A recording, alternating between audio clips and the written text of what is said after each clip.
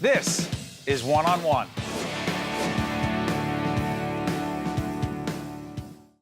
Steve Adubato coming to you from the Healthcare Foundation of New Jersey. We are having a series of conversations, part of a series we're doing called Help for Our Heroes. We just did an in-depth panel discussion with a group of experts who care deeply about veterans. And we're now joined by Patrice Picard, CEO of Cornerstone Family Programs, which does? Multidisciplinary organization. So we do programs from toddlers all the way through seniors, even adult day centers. We have a lot of children's programs, but really what we are really excited about is our military program. We were founded in 1813 to serve families from the War of 1812. So for us, it's really incredible to be able to be serving military families at this point in time. You know, one of the topics that came up in our discussion, our roundtable discussion, was the need to provide help, services, for women veterans. And some said in that room, and I'm not even sure if it was you, is that women veterans don't identify as veterans. Explain that. So women tend to identify as mothers, as daughters, as caregivers. They don't identify as veterans. And what we found is that the women don't identify as veterans because they have not been in direct combat. They don't see their job as important as some of the men's jobs in their perception. So when we talk to them, we ask them, did you serve?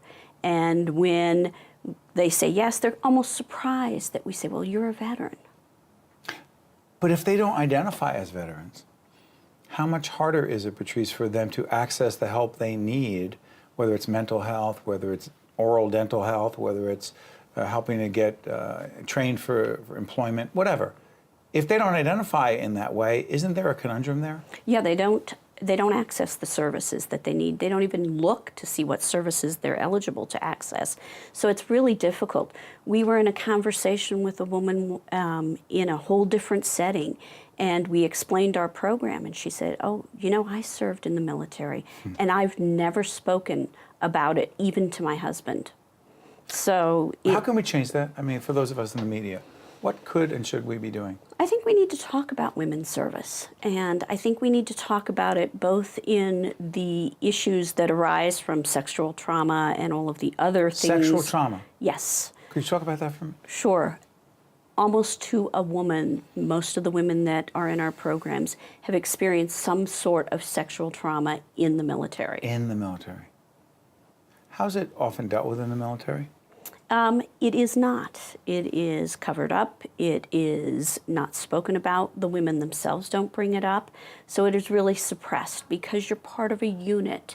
You want to be seen as part of the unit. You don't want to, break your unit apart. But Patrice, doesn't that cause the woman in this case to be victimized more than once?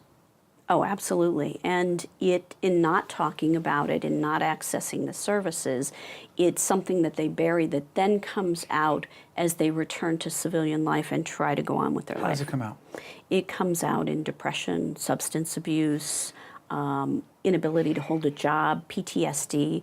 It is trauma. It is trauma just like trauma in war. How sensitive are we as a society to what you're talking about right now? Do we appreciate that? Yeah, I don't think we do. I think it needs to be talked about. I think we need to bring it up. And I think women need to understand that it's okay to talk about it.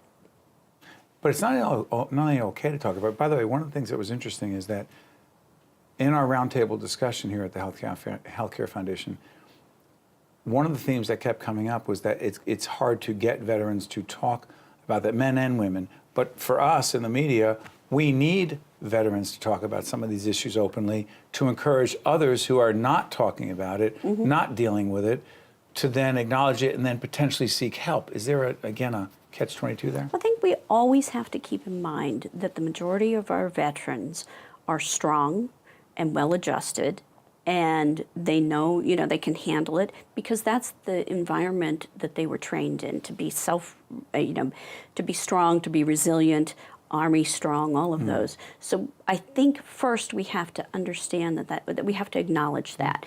Then we say, okay, but you may need some help. and you may need some help. Everybody needs help once in their life. Absolutely. And here are the areas that we can help you with. So I think framing it in that doesn't mean you are weak. It means you have an issue that we can help you with. Final question. Why do you do what you do? Do what I do because I believe that everyone deserves a chance for a happy, healthy, and productive life. Thank you, Patrice. Appreciate it. Thank you. One-on-One with Steve Adubato has been a production of the Caucus Educational Corporation, celebrating over 25 years of broadcast excellence. Funding for this edition of One-on-One with Steve Adubato has been provided by Delta Dental of New Jersey, the Healthcare Foundation of New Jersey, Kessler Foundation, the New Jersey Reentry Corporation, New Jersey State Nurses Association and the Institute for Nursing, New Jersey Sharing Network, and by Community Food Bank of New Jersey. Transportation provided by Airbrook Limousine, serving the metropolitan New York, New Jersey area. One-on-One with Steve Adubato has been produced in partnership with TriStar Studios.